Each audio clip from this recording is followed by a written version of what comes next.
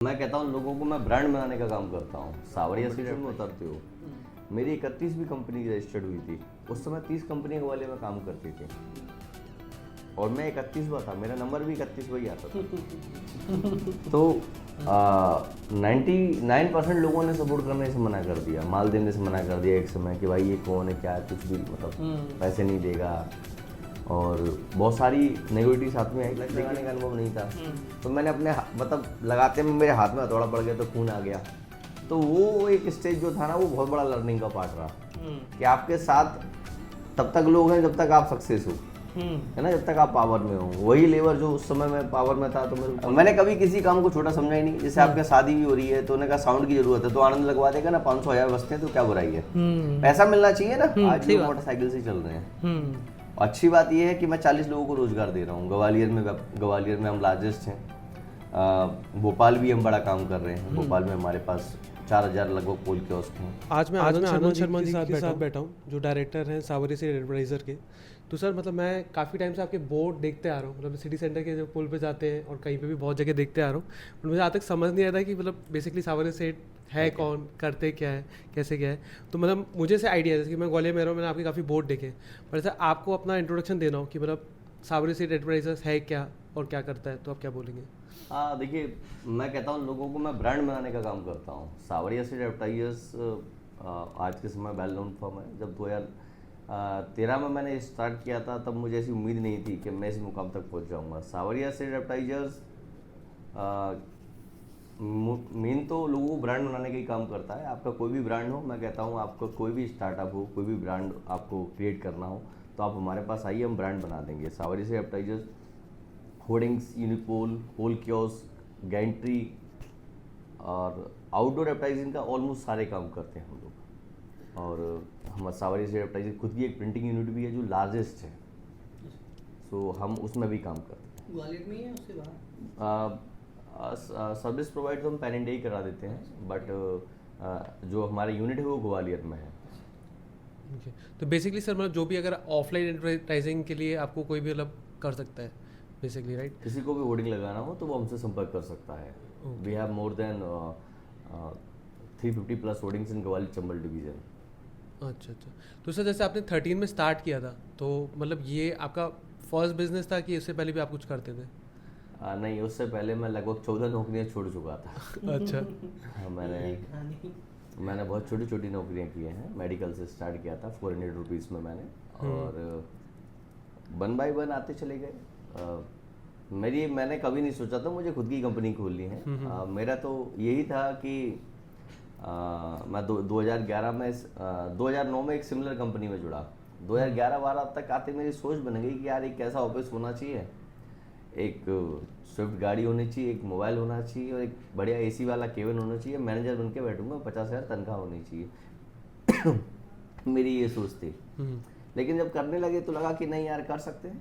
तो एक दिन मन में आया तो बस नौकरी छोड़ दी और खुद की कंपनी रजिस्टर्ड करा के काम चालू कर दिया। अच्छा। तो सर 13 में मतलब बेसिकली आपने सोच लिया कि कंपनी स्टार्ट करनी है। हाँ। बट सर मतलब ऐसे हज़ारों चीज़ें होती है ना जब भी आप स्टार्ट करते हो कि आप रजिस्टर कैसे कर रहे हो, या फिर जैसे आपका होर्डिंग लानी मशीन कैसे आएगी, या फिर मतलब इन सब के लिए आपको कैश चाहिए उन सब देखिए, ये बड़ा मुद्दा है। एक्चुअली प्रॉब्लम यही आती है। मैं सिमिलर लाइन से था और मैंने 4-5 साल काम किया था, तो रजिस्ट्रेशन वगैरह तो इजीली मैंने करा लिया था। हाँ। लेकिन मेन मुद्दा था कि इसको रन कैसे करेंगे, फंड कहाँ से आएगा। वो उस समय जोश में मैंने सोचा नहीं था, छोड़ दिया। और लगभग मैं 2013 में कंपनी रजिस्टर्ड करा दी थी। 1 साल ऐसी पड़ी रही वो। मैंने मेरे बड़े भाई के नाम कंपनी रजिस्टर्ड कराई। राजेंद्र शर्मा जी मुझसे जो बड़े हैं, कंपनी में डायरेक्टर हैं, मैं भी डायरेक्टर हूँ। तो 2014 में हमने फाइनली फिर मैंने जॉब छोड़ा और जून-जुलाई में मैंने ये कंपनी स्टार्ट करी। और अच्छी चीज़ ये थी कि मेरी ख्याति मेरे साथ आई। जो मैंने मार्केट में काम किया था, जो क्लाइंट्स थे मेरे, तो सारे क्लाइंट मेरे पास साथ में आए, लेकिन माल मेरे पास कुछ भी नहीं था बेचने के लिए। तो फिर मैंने ट्रेडिंग शुरू कर दी। वो ट्रेडिंग ने कुछ समय तक साथ दिया, लेकिन एंड ऑफ द डे जब आप कंपटीशन में उतरते हो मेरी 31वीं कंपनी रजिस्टर्ड हुई थी। उस समय 30 कंपनी वाले में काम करते थे और मैं 31वां था, मेरा नंबर भी 31वां ही आता था। तो 99% लोगों ने सपोर्ट करने से मना कर दिया, माल देने से मना कर दिया एक समय कि भाई ये कौन है, क्या है, कुछ भी मतलब पैसे नहीं देगा, और बहुत सारी नेगेटिविटी साथ में आई। लेकिन चूंकि ख्याति साथ में थी, क्लाइंटेज मेरे साथ में था, तो क्लाइंट जब साथ में आए और तो धीरे धीरे वो चीज़ें लाइन अप आना शुरू हो गई। फिर लोगों के होर्डिंग बेचना शुरू किए, फिर 1-2 होर्डिंग से लगाना स्टार्ट किया। उस समय बड़ा आसान था 1-2 होर्डिंग लगाना। अब तो चूंकि गवर्नमेंट की पॉलिसीज इतनी स्ट्रांग हो गई हैं, वन टाइम शॉर्ट पैसा चाहिए होता है, अब थोड़ा टफ हो गया है। उस समय बड़ा आसान था, आसान इसलिए भी था क्योंकि मैं कर रहा था, तो इसलिए भी एक मुझे फ़ायदा मिला उसका। ट्रेडिंग जो आप बोल रहे हैं वो क्या है, मतलब ट्रेडिंग जिस लाइक देखिए, बहुत सारी कंपनियों के होर्डिंग्स लगे थे शहर में। तो मेरे क्लाइंट एग्जांपल जोमेटो है, तो जोमेटो ने कहा कि मुझे होर्डिंग्स चाहिए, तो वो मेरे संग आया, तो मैंने आपका होर्डिंग परचेस कर लिया दूसरी कंपनी का, और बीच में एक छोटा सा कमीशन 2000-5000, तो उस बिहाफ पर मैंने धीरे धीरे ट्रेडिंग करना शुरू कर दी। मेरे उस समय इवन ये एक ऐसा भी समय आया कि लोगों ने होर्डिंग देना बंद कर दिए, अभी व्यापार कैसे करूं। फिर मैंने एक छोटा सा काम होता है बॉल रैप का, दीवालों पे फ्लेक्स लग जाते थे, आज भी लगते हैं। तो एक मेरे क्लाइंट थे, मैं आज भी उनका शुक्रिया अदा करता हूँ, तो उन्होंने मुझे 20-25 बॉल रैप दे दिए लगाने के लिए। तो यहाँ लेबर ने भी मना कर दिया लगाने से, क्योंकि उन शहर के बड़े ठेकेदारों ने, एडवर्टाइजरों ने उनको मना कर दिया कि आनंद का जो होर्डिंग लगाएगा, फ्लैक्स लगाएगा, उसको हम काम नहीं देंगे। तो 1 महीने 15 दिन तो उन्होंने मुझे पागल बनाया लेबर ने। और 1 महीने बाद जब मैंने पकड़ा कि भाई नहीं करना तो बता दे यार, मेरा क्लाइंट चला जाएगा। अभी मैं नया था, तो मैं रिक्वेस्ट मोड पर ही था, और डर भी ये था, आंखों में आंसू आ जाते थे यार, अगर ये छोड़ गया तो अभी क्या करूंगा मैं। तो घर चलाने को मतलब मैंने शादी हुई, फरवरी में शादी हुई, जून में कोई छोड़ दे नौकरी, यार घर पे बैठ जाने वाला सीन हो गया। तो मैंने उसको पूछा भाई नहीं करना तो बता दे, तो कहता यार वो फलाने व्यक्ति ने मना कर दिया कि आनंद का काम करोगे तो हम काम नहीं देंगे।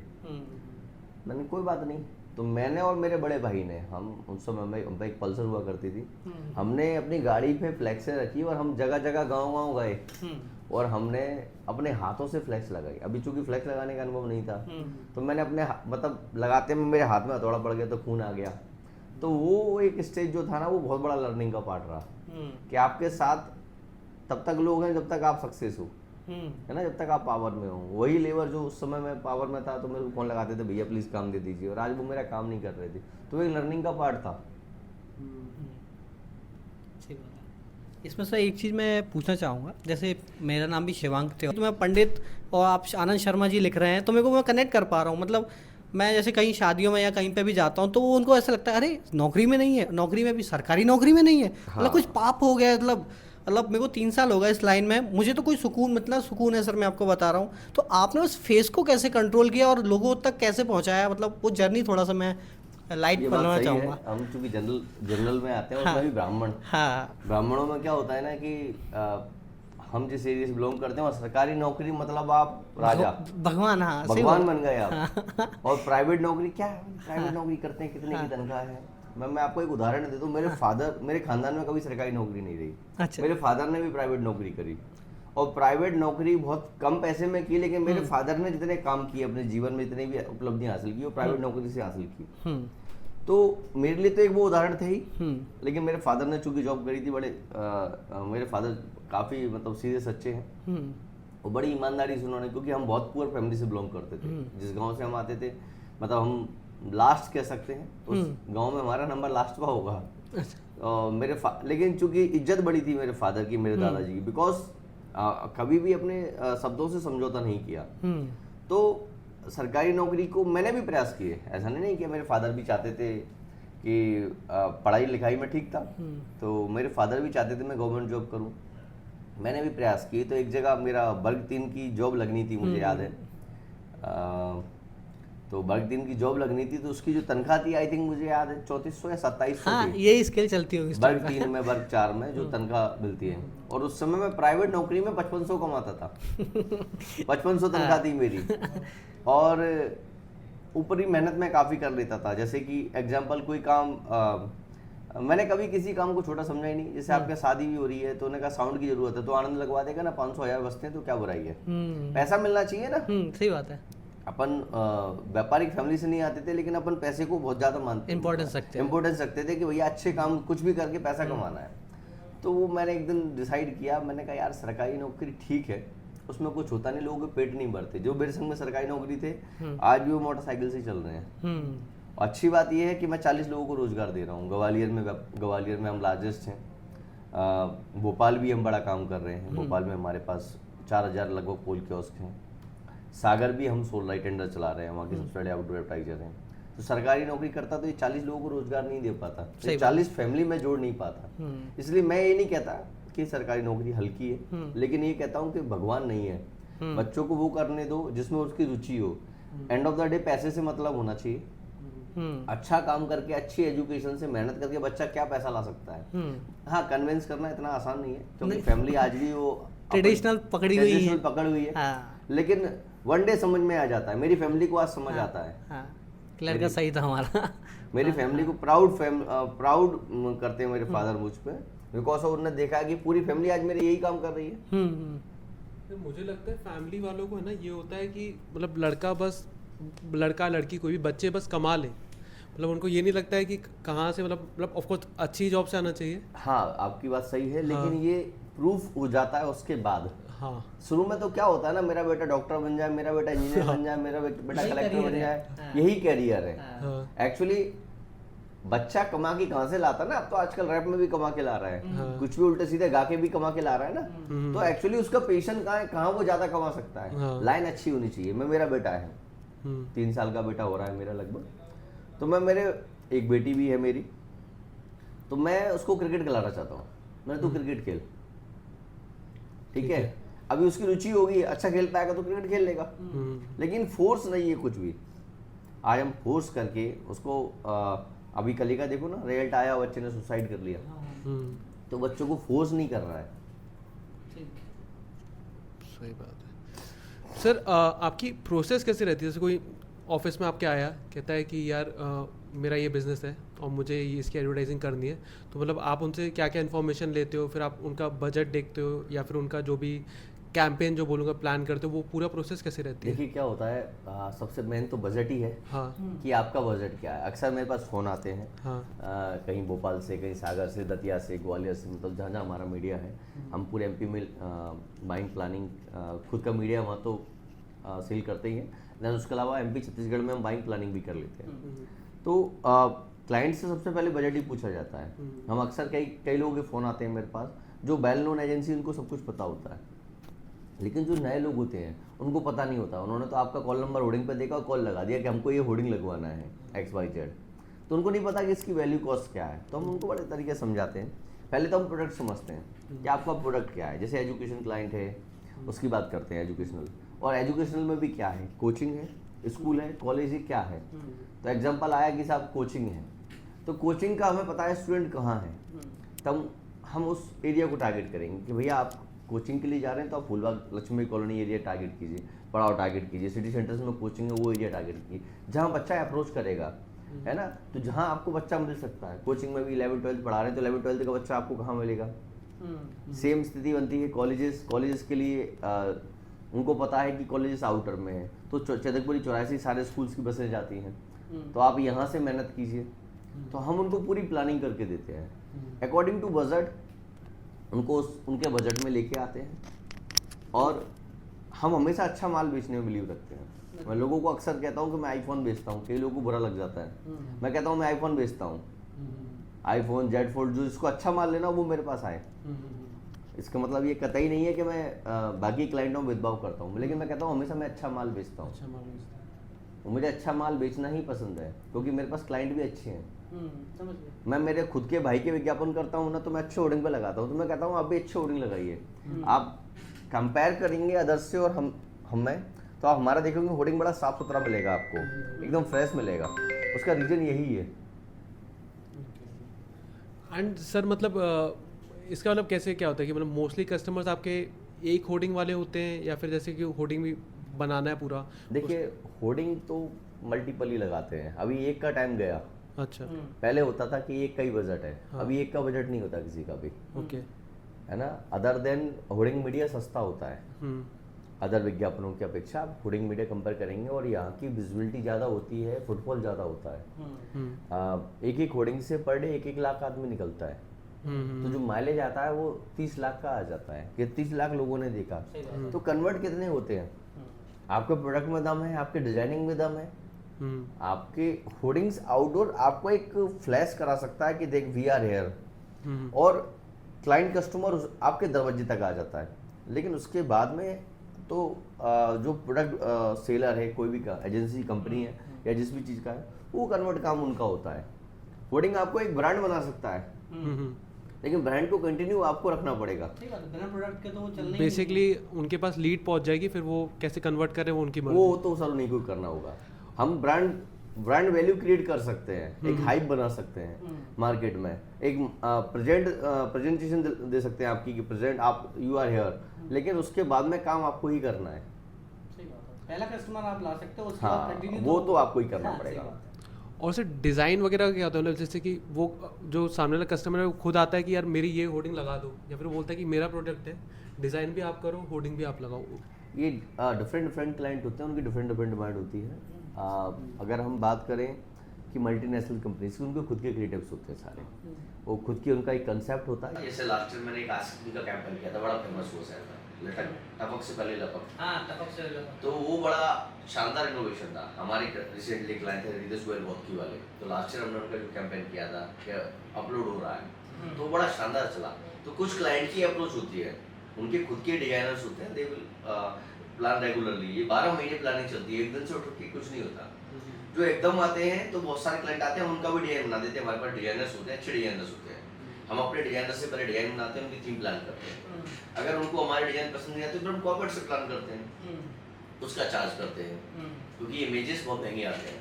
सही बात है। 25-50 हज़ार की इमेज भी आ जाते हैं। लोगों को इतने की ब्रांडिंग की कॉस्ट नहीं होती, लेकिन अच्छे जो कस्टमर होते हैं वो पे करते हैं। उनको कहना होता है कि हमने 5 लाख 10 लाख रुपये ब्रांडिंग में खर्च कर दिया और मज़ा नहीं आया, उस डिजाइनिंग में दम नहीं है, तो वो मैटर रहता है। सही बात है। हमें हमारा जो बेचना है वो दिखाना पड़ेगा। सर एक क्वेश्चन था जनरल, ये पूछना चाह रहा था, जैसे आप लंबे समय से लाइन में काम कर रहे हैं, मैं भी एजुकेशन लाइन से कहीं ना कहीं बिलोंग करता हूँ, तो जब ऐसे आपका कोई पुराने मित्र है या पुराने आपके क्लाइंट है, ठीक है, और फिर एक नया ब्रांड आता है जो अपने को क्रिएट करना चाहता है, हाँ। दोनों ही आपके एक अच्छे पर्सनल टर्म्स है, तो अब आप उनको मैनेज कैसे करते हो, या फिर उनको प्रॉपर तरीके से मतलब एक तो होता है ना कि मतलब एक प्रॉपर तरीके से लेके जाना है, दोनों को ही लेके जाना है, या कैसे मैनेज करना है, वो कैसे आप प्लान करते हैं? देखिए ये बड़ा टास्क है, मतलब आराम से। मेरे लिए तो दोनों ही बराबर हाँ, सही है। बात। कस्टमर्स हमारे लिए सब समान है। कई बार ऐसा हो जाता है कि हाँ, जिससे पर्सनल संबंध है, जाहिर सी बात है, हम उनको जो पर्सनल संबंध होते हैं वो हमसे ज़्यादा पूछता है और हम उसको गाइड भी ज़्यादा ही करते हैं, इसमें कोई दो राय नहीं है। लेकिन जो पैसा दे रहा है हमारे लिए कस्टमर सारे बराबर हैं, हम कभी किसी कस्टमर में भेदभाव नहीं करते। ऐसा हो जाता है कि जो पुराने रेगुलर कस्टमर है तो पहले हम उन्हीं के पास बिकॉज वी हैव, मान लीजिए हमारे पास 20 होर्डिंग अच्छे लोकेशन पे पड़ा हो, फुलबाग, नदी गेट, एक्सवाइजेड, जो भी प्रीमियम लोकेशन है, तो मैं पहले मेरे पुराने कस्टमर से ही पूछूंगा कि भाई ये लोकेशन से इफ यू आर रिक्वायर्ड तो प्लीज बताइए। तो वो अगर सिलेक्ट कर लेंगे तब मैं दूसरे को दे पाऊंगा। तो ये हमें थोड़ा सा ध्यान रखना होता है कि हमारे जो रेगुलर कस्टमर है वो ना छूटे हमसे। हम हमेशा रेगुलर कस्टमर को पहले प्रायोरिटी देते हैं, क्योंकि नया कस्टमर तो आज है कल नहीं है।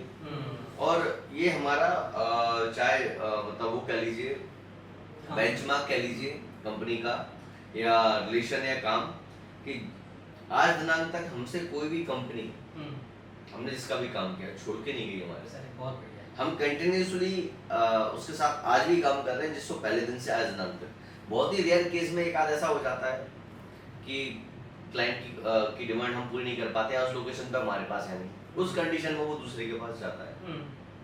अन्यथा हमारे क्लाइंट ऐसे हैं कि हम फर्स्ट डे से आज दिनांक तक उनके संग कंटिन्यू हैं। ये ब्लेसिंग ही होती है सर, ये ब्लेसिंग है हमारे साथ में। हम 250 से ज़्यादा हमारे कस्टमर्स ऐसे हैं जो हम 2014 में जिनके साथ थे और आज भी उनके संग काम कर रहे हैं। पैन इंडिया, हम पूरे इंडिया से काम लेके आते हैं और पैन इंडिया में जितने भी हमारे कस्टमर्स हैं ग्वालियर वगैरह, पहली प्रायोरिटी आज भी उनकी सावरिया सीट होती है। मतलब कुछ कस्टमर्स ऐसे होते हैं कि आप उनके अगर जाएंगे डिफरेंट डिफरेंट कंपनी वाले पहुंचते हैं, वो कहेंगे हम फ्री में दे रहे हैं, तो कहते हैं आप फ्री में भी आप सावरिया को दीजिए, हम उससे लेंगे। अरे बहुत सही। ये हमने कमाया है, हाँ, ये हमारा मतलब कमाई यही है हमारी। समझ गया। सर ये होर्डिंग का मतलब कैसे होता है? जैसे कि कभी जो उसका पूरा स्ट्रक्चर होता है, या फिर वो आप पूरा बनवाते हैं, क्या फिर किराए पे लेते हैं, या फिर जैसे किसी घर के ऊपर है तो आई थिंक उधर आपको किराया देना पड़ता है, या फिर कोई रोड पे है तो उसके लिए आप क्या करते हैं? देखिए इसमें क्या होता है ना, दो पार्ट होते हैं, एक प्राइवेट और एक गवर्नमेंट टेंडर्स। प्राइवेट में तो शहर की किसी भी प्राइवेट प्रॉपर्टी पे, चाहे वो छत पर लगा दिया या किसी की लैंड पर लगा दिया, वो हो गया प्राइवेट सेक्टर। देन दूसरे हो गए गवर्नमेंट सेक्टर। गवर्नमेंट में क्या होता है कि गवर्नमेंट टेंडर निकालती है उनकी नगर निगम का जो स्पेस होता है। जैसे मेन रोड पे आपने देखे होंगे, रोड पर सरकारी जगह में पोल्स लगे हुए हैं, गैंट्रीज लगे हुए हैं, पोल कियोस्क लगे हुए हैं, ये गवर्नमेंट टेंडर हो गए।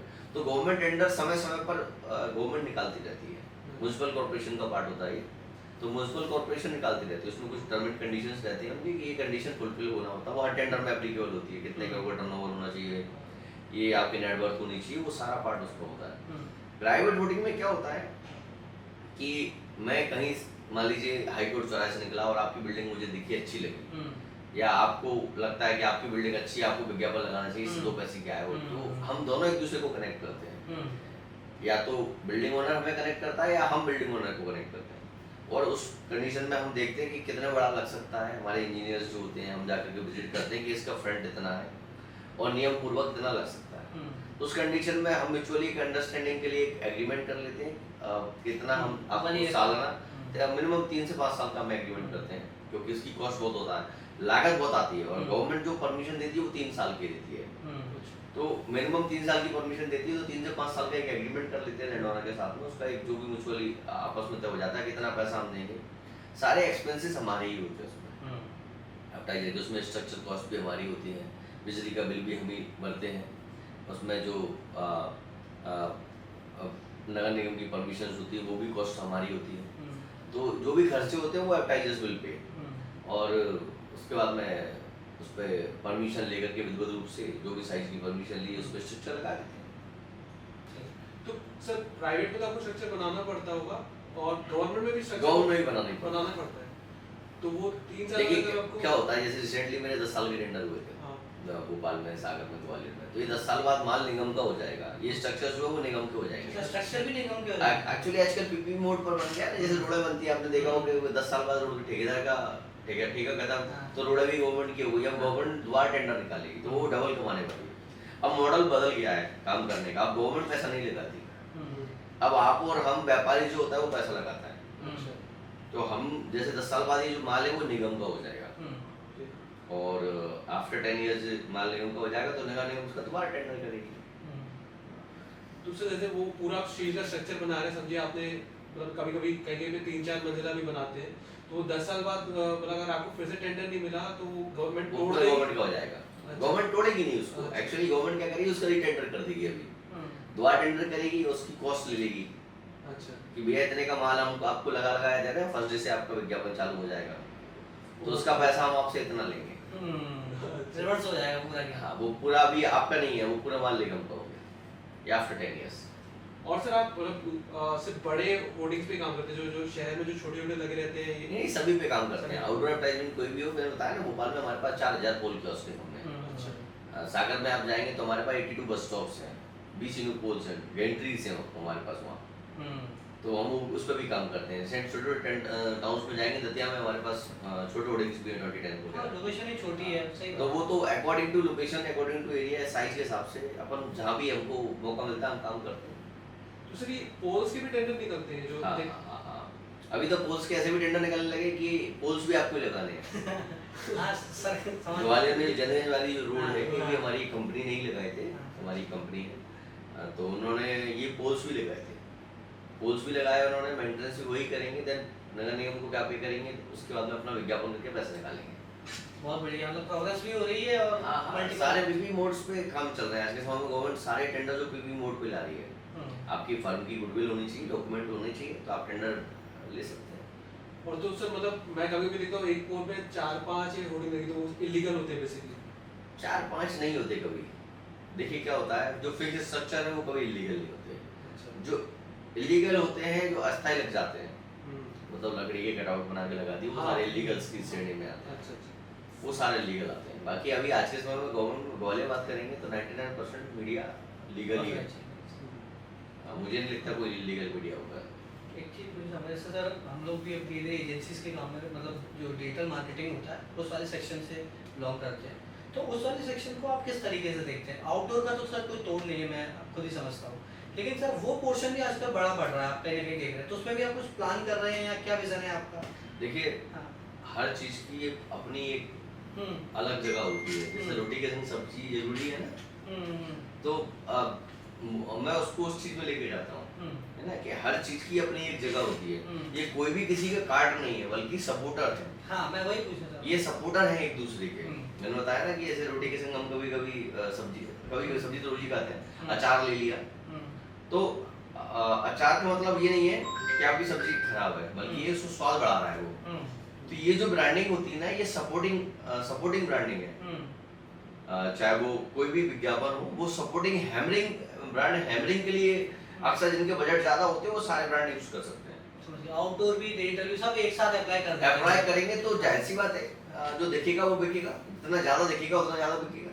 सही बात। आप ऐसे जैसे आउटडोर के ऑप्शंस आते हैं, ऐसे डिजिटल के लिए भी आते हैं, तो हाँ। उसके लिए आप कैसे हैंडल करते हैं? देखिए, डिजिटल के लिए तो हम क्या करते हैं कि मैंने बताया, मैं कभी कमीशन बाजी थोड़ा सा अवॉइड करता हूँ। तो कुछ एजेंसीज हैं हमारे साथ जुड़े हुए हैं, तो उनको मैं फ्री ऑफ कॉस्ट सपोर्ट कर देता हूँ। बहुत सारे कस्टमर्स आते हैं मेरे पास, तो शहर में 3-4 एजेंसियाँ हैं, मतलब अच्छी एजेंसियाँ हैं जिनको मैंने पहले दिन से मैंने सपोर्ट किया है। आज वो बड़ा और अच्छा काम कर रहे हैं।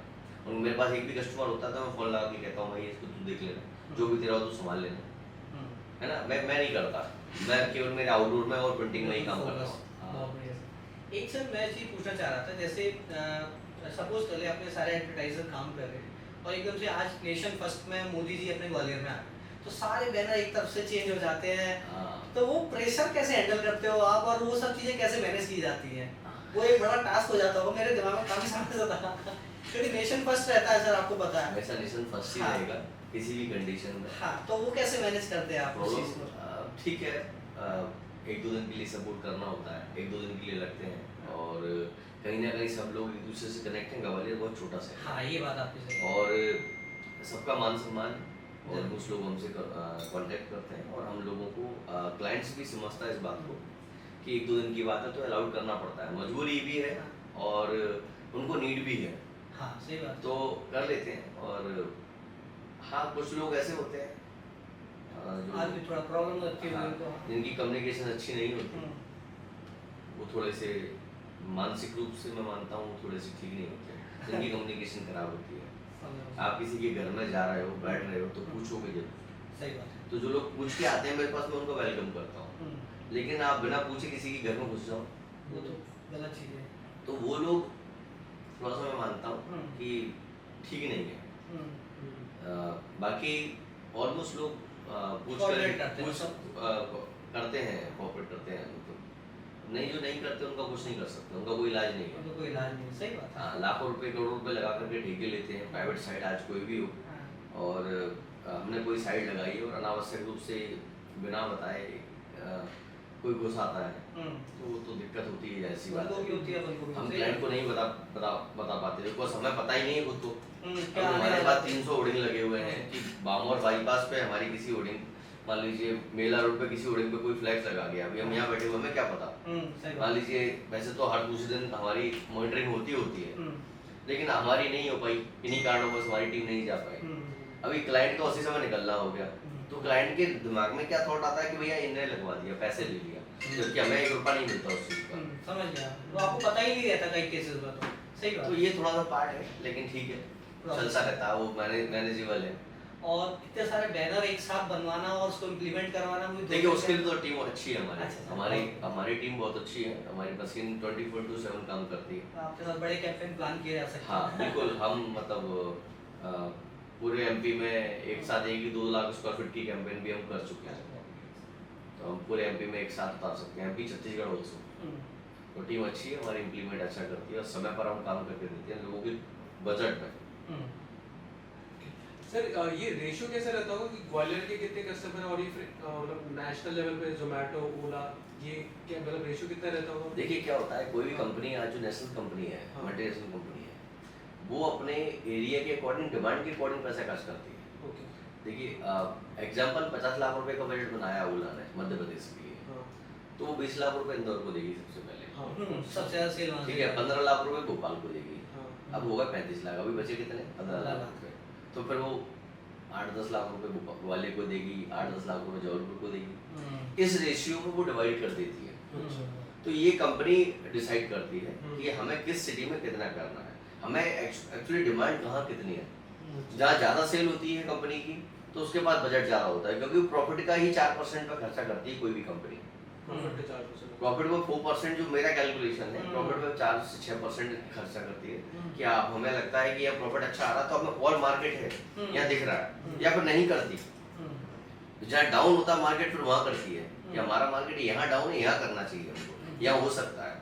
तो ये उनके जो हेड होते हैं, मार्केटिंग हेड्स और जो भी उनकी टीम होती है, वो डिसाइड करते हैं। लोकल में तो जो क्लाइंट होता है, हमें पता होता है कि लोकल का एरिया क्या है, कस्टमर की डिमांड क्या है, कस्टमर का बजट क्या है, उसने कहा बूम बनाना है पूरे शहर में तो 50-60 होर्डिंग भी लगा सकता है, 50-60 होर्डिंग तो कोई नहीं लगाता लेकिन लगा सकता है, तो वो अकॉर्डिंग टू क्लाइंट डिमांड होती है, उसका बजट क्या है, उसके अकॉर्डिंग सारी बाइंग प्लानिंग की जाती है। तो सर जैसे आपके 350 होर्डिंग है, तो इसमें से कितने शहर की दुकानों के और कितने मतलब नेशनल कंपनीज के होंगे? रेशियो वही चलता रहता है। देखिए कॉर्पोरेट का जो क्लाइंट होता है 30 से 40% ही होता है, कभी कभी 70% भी हो जाता है, तो वो तो सीजन के हिसाब से डिपेंड करता है कौन सा कस्टमर कितना डिमांड कर रहा है। अभी एक कस्टमर ने केवल 2 ही होर्डिंग लगाई ग्वालियर से, तो चलता रहता है, लेकिन लोकल हमेशा हैवी रहता है ग्वालियर में। आउटर में चूंकि लोकल ग्वालियर मार्केट अच्छा मार्केट है, आपकी गुडविल अच्छी हुई है, ग्वालियर में जो काम होता है वो गुडविल पर होता है सारा, यहाँ पर्सनल रिलेशन ज्यादा मायने रखते हैं। आपने बताया ना एरिया उतना सब लोग कहीं ना कहीं उठते बैठते रहते हैं। ग्वालियर में पर्सनल रिलेशन बहुत मायने रखते हैं, चाहे वो रियल एस्टेट का सेक्टर हो, चाहे वो हेल्थ केयर का सेक्टर हो, या आपका हॉस्पिटैलिटी का सेक्टर हो, ग्वालियर में लोकल बहुत मायने रखता है। आपके लोकल रिलेशन इतने अच्छे होंगे, इतने लोगों से मिलोगे। मेरी क्या स्ट्रेटजी मैंने शुरू से अपनाई कि मैं पर डे 3-4 लोगों से मिलता हूँ, या आज आपसे मिल लिया ना तो कल अभी 3 लोग और रह गए हैं, तो मेरा पर डे 3-4 लोगों का चाय पीने का सिस्टम है मेरा, मतलब मैं जाऊंगा बैठूंगा 3 से 4 लोग मिलूंगा, राम करूंगा, काम नहीं, काम के लिए तो नहीं जाते हैं किसी को, ये तरीका है अपना काम करने का, हम कभी किसी से काम मांगने ना जाए, हम केवल मिलने जाए, वो अपने आप आपको काम देगा। समस्या अपने आप सुलझाने आपको काम तो ना मांगना है किसी से, आपको तो रिलेशन मेंटेन करने हैं, बस रिलेशन मेंटेन काम आपको काम लेके आते हैं। हाँ हो सकता है इस प्रोसेस में 1 साल निकल जाए, इतने में लोग टूट जाते हैं, काम बंद कर देते हैं, लेकिन ये 1-2 साल बाद आपके रिलेशन जब बढ़ेंगे ना, नेताओं से देखो ना, सही बात है, सबसे कॉमन चीज है, मिलते रहते हैं और वो नेता बन जाते हैं, लोग मानने लगते हैं। वो आउटकम कब आ जाए वो हमें पता भी नहीं वो चलता। पता नहीं पड़ेगा कब कहाँ से कहाँ क्या प्रॉफिट मिलेगा, वो तो ऊपर वाला ही जाने, और मतलब कब समय घूमेगा, लेकिन आपको मेहनत तो करनी होगी मार्केट में तभी। सर ये इसमें ऐसा होता है कि किसी एरिया में ज़्यादा होर्डिंग्स लग जाए तो उसका मतलब पर होर्डिंग प्राइस कुछ कम हो जाता है, जैसे आपके देखिए आईफोन की दुकान हाँ कहीं भी खोल लो, वो अपने रेट में बेचेगा, ब्रांड जो होगा ना, अच्छा माल जो होगा ना, कोई मायने नहीं रखता। एक घोड़ा गधों में तेजी दौड़ेगा, मैं इस चीज को नहीं मानता कभी। आपके माल में दम होनी चाहिए, वो आपको कहीं भी बेचोगे, आप किसी भी रेट पे बेचोगे। मेरे बहुत सारे माल है आज भी ऐसे, मटेरियल ऐसा है मेरा आउटर में लगा हुआ है, लेकिन और आज भी मार्केट में सबसे अच्छा और सबसे महंगा बिकता है, और 12 महीने की सेलिंग होती है उसकी। ये आपकी गुडविल के ऊपर डिपेंड करेगा, कंपनी के ऊपर। तो अच्छा माल तो आप कहीं भी बेचिए ना, एक दारू की दुकान होती है ना, उसको आप अंदर कभी किसी गली मोहल्ले में खोल दी चलेगा, लेकिन दूध की दुकान को आपको फ्रंट में खोलना होता है। हाँ, दिखाना पड़ता है। अच्छा माल जो है ना, माल की वैल्यू बोलती है। माल तो आपको अच्छी जगह और बुरी जगह कोई मायने नहीं रखता, मायने रखता है उसकी क्वालिटी वर्किंग है ना, तो वो तो बिकेगा। सर एक चीज पूछना चाह रहा था, जैसे सावरिया सेठ, मतलब मैं आपसे मिलने से पहले मतलब मैं सोच रहा था ये नाम था बैनर सावरिया सेठ, इसके पीछे एक ऐसा व्यक्ति होगा जिसकी एज होगी 50-52। देखो सर, जो मेरा माइंडसेट था, और शर्मा तो मैंने कैसे भी नहीं सोचा था सर, मैं सर बताऊँ, मुझे लगा था या तो कोई सिंधी या मारवाड़ी बढ़िया। हाँ ठीक है, तो ये कल्चर कैसे आया, ये दिमाग में आपके कैसे आया, आपके आपके फैमिली के या फिर कुछ भी आपके दिमाग में कैसे आया कि इस तरीके से हम प्रोजेक्ट करेंगे और ये यही चलाने वाले हैं हमारी सब चीज़ें? देखिए एक तरीके से ये तो वही जाने जिसके नाम पर ये सावरिया सीड 2013 में मैं प्लान कर रहा था एक कंपनी रजिस्टर्ड कराऊंगा। तो हमें रियल इस्टेट के लिए बड़े भाई मेरे रियल इस्टेट का काम करते थे, ब्रोकिंग का काम करते थे, तो मन में था कि कंपनी रजिस्टर्ड करनी है, तो एक एडवर्टाइजर्स कंपनी में रजिस्टर्ड कराते हैं। तो मन में था कि किस नाम से खोलूँ, तो मैं मेरे गांव जा रहा था, तो मेरे सामने से एक गाड़ी निकली, मेरा सेठ सावरिया। अच्छा। तो उस पर लिखा था मेरा सेठ सावरिया, तो उसने कह दिया कि मेरे नाम से रख लो भाई। हाँ, सीधा इंडिकेशन। तो सीधा इंडिकेशन तो गाड़ी पे लिखा था अल्टो पे, तो मैंने उसका नाम, कंपनी का नाम लिख दिया सावरिया सीड एडवर्टाइजर्स। अब नाम रख दिया, नाम का बड़ा प्रताप है। और कंपनी खोल तो दी, चलाना बनाना कभी देखो अपने खानदान में ना, कभी किसी ने व्यापार नहीं किया। समझ रहा हूँ। मेरे फादर भी जॉब वाले थे, मेरे बड़े भाई ने भी जॉब की, उन्होंने बड़ा संघर्ष किया जीवन में, फादर ने, मेरे अंकल, तो मैं भी जॉब ही करता था। मैं भी अपने जीवन में लगभग 14 नौकरी छोड़ चुका था, तो मेरे को भी ना वो एक जॉब वाला ही था। लेकिन ये तो सावरिया सेठ ही बता पाएंगे। ये इसका जवाब नहीं है मेरे पास। केवल मैंने बताया कि अपने आप से झूठ नहीं बोला कभी। हम हमेशा एक्चुअलिटी में रहे कि भैया इसका ये होने वाला है। अक्सर क्या होता है ना कि ओवर कॉन्फिडेंस में नुकसान हो जाता है, तो वो एक पार्ट रहा, बाकी तो भगवान ही जाने क्या हुआ। अच्छा लग रहा है। मुझे नहीं पता। सर आप जेसीआई के प्रेसिडेंट हैं, तो मतलब इसके बारे में आप हमारे व्यूअर्स को बता देंगे कि ऑर्गेनाइजेशन क्या करती है? देखिए चलती है? जेसीआई ग्वालियर एक यंग यूथ ऑर्गेनाइजेशन है, और ये वर्ल्ड की लार्जेस्ट यूथ ऑर्गेनाइजेशन है। लगभग हम 150-150 देशों में हैं जिसे, और मेरा सौभाग्य है कि मैं जेसीआई ग्वालियर का 60वां अध्यक्ष बना, 60th अध्यक्ष बना। और जेसीआई के बारे में बात करें तो जेसीआई युवाओं को ट्रेनिंग के माध्यम से और एक अच्छे माहौल में उनको तैयार करती है, उनके ट्रेनिंग के माध्यम से उनको उनका मानसिक विकास करती है, डेवलपमेंट करती है। तो ग्रोथ और डेवलपमेंट के लिए जेसीआई हर बच्चे को ज्वाइन करना चाहिए। ये 18 से 40 साल के युवाओं की संस्था है। पहले 18 से 40 थी, अभी चूंकि इसमें क्या कर दिया है, ज्वाइनिंग का टाइम तो यही है, लेकिन आप 40 के बाद भी इसमें आप जुड़े रहें। जैसे हम जेसी लवर हैं, मैं अध्यक्ष बना, तो अभी आप लाइफ टाइम इससे जुड़ सकते हो। जेसीआई इंडिया ने एक नई चीज़ स्टार्ट कर दी, जेएसी, जेसीआई एलुमनाई क्लब। उसमें आप एवर 40 उसमें ट्रांसफर हो जाएंगे ऑटोमेटिकली, और आप लाइफ टाइम उसके पार्ट रह सकते हैं। वहाँ यहाँ एक अच्छे दोस्त भी मिलेंगे आपको, एक अच्छी कम्युनिटी मिलेगी, इसके माध्यम से आप व्यापार भी कर पाओगे, क्योंकि व्यापार का भी एक पोर्टफोलियो बना रखा है।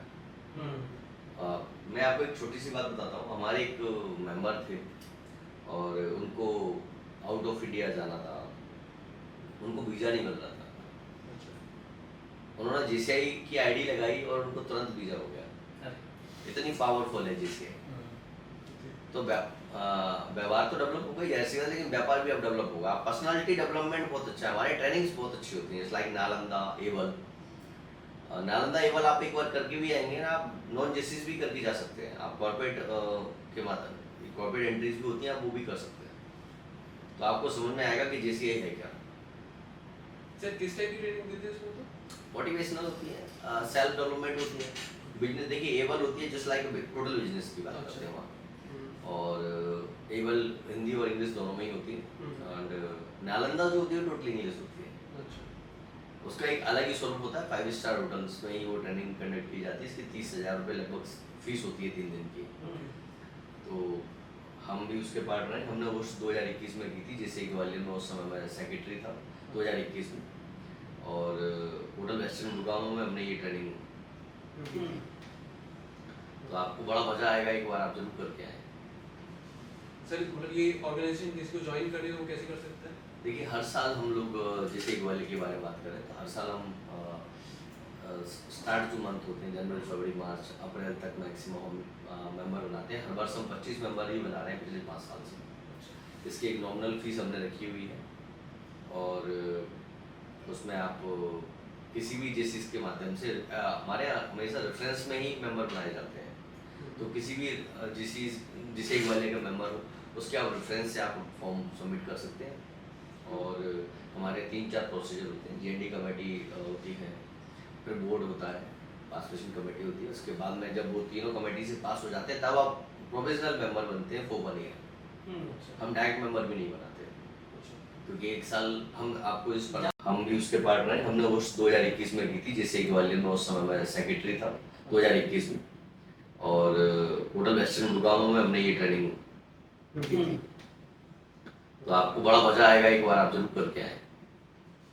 सर मतलब ये ऑर्गेनाइजेशन किसी को ज्वाइन करनी हो वो कैसे कर सकते हैं? देखिए हर साल हम लोग जैसे ग्वालियर के बारे में बात करें तो हर साल हम स्टार्ट जो मंथ होते हैं जनवरी, फरवरी, मार्च, अप्रैल तक मैक्सिमम हम मेंबर बनाते हैं। हर वर्ष हम 25 मेंबर ही बना रहे हैं पिछले 5 साल से।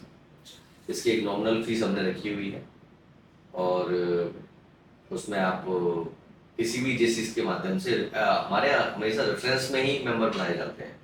तो किसी भी जिसे ग्वालियर का मेंबर हो उसके आप रेफरेंस से आप फॉर्म सबमिट कर सकते हैं। और हमारे 3-4 प्रोसीजर होते हैं। जीएनडी कमेटी होती है, फिर बोर्ड होता है, पासफिकेशन कमेटी होती है। उसके बाद में जब वो तीनों कमेटी से पास हो जाते हैं तब आप प्रोविजनल मेंबर बनते हैं फॉर 1 ईयर। हम डायरेक्ट मेंबर भी नहीं बनाते क्योंकि 1 साल हम आपको इस परिवार में 1 साल हम आपको जिस परिवार का हिस्सा बना रहे हैं, पहले देख लें, परख लें, आप भी समझ लो कि क्या आप कंटिन्यू करेंगे अच्छे। और ये रिकॉर्ड है कि कंटिन्यू ही करते हैं, कंटिन्यू ही करता है मेंबर। तो ये लर्निंग का पार्ट होता है हमारा 1 साल तो उस मेंबर के लिए। तो उस आधार पे हम लोग मेंबर्स बना लेते हैं। सर बस लास्ट में मैं आपसे पूछना चाहूँगा, जैसे कि कोई एडवर्टाइजिंग बिजनेस करना चाहता है ऑफलाइन या ऑनलाइन, उसके लिए आपकी क्या टिप्स होगी? देखिए मार्केट को समझना पड़ेगा आपको, आपके पास पैसा कितना है, आपको लगाना कितना है। प्रॉब्लम ये हो जाती है कि हम दूसरों को देखे देखे काम कर लेते हैं, देखे देखे ना करें। हमारी पॉकेट कितनी अलाउड कर दी है, सबसे पहले तो हो जाए। एक फिक्स बजट बना लें कि हमें लाख रुपए खर्च करना है एग्जाम्पल, तो उस लाख रुपए को हम कहाँ खर्च करें ताकि हमें वो आ जाए। क्योंकि हमारा टोटल अब तक लाख रुपए ही था, आज हमने वो भी खर्च कर दिया और हमारा कुछ आया भी रिटर्न नहीं। तो पहले तो वो डिसाइड कर लें, ये सबसे बड़ा पार्ट है। क्योंकि क्या होता है कि बहुत सारे लोग देखे देखे में चले जाते हैं कि यार उसने 20 होर्डिंग लगा दी, मैं भी 20 होर्डिंग लगा देता हूँ। उस समय वो पैसे भी नहीं दे पाता मार्केट के, तो वहां वो माइनस हो जाता है। तो ये सबसे बड़ा पार्ट है कि पहले तो वो मार्केट एनालाइज करे, पूरा अपना बजट प्रॉपर तय कर ले कि हमें कितना बजट खर्च करना है। और इस बात को बिल्कुल ध्यान में रख के करे कि अगर वो लाख रुपए बजट प्लान कर रहा है तो 1.5 लाख रुपए खर्च होंगे उसके।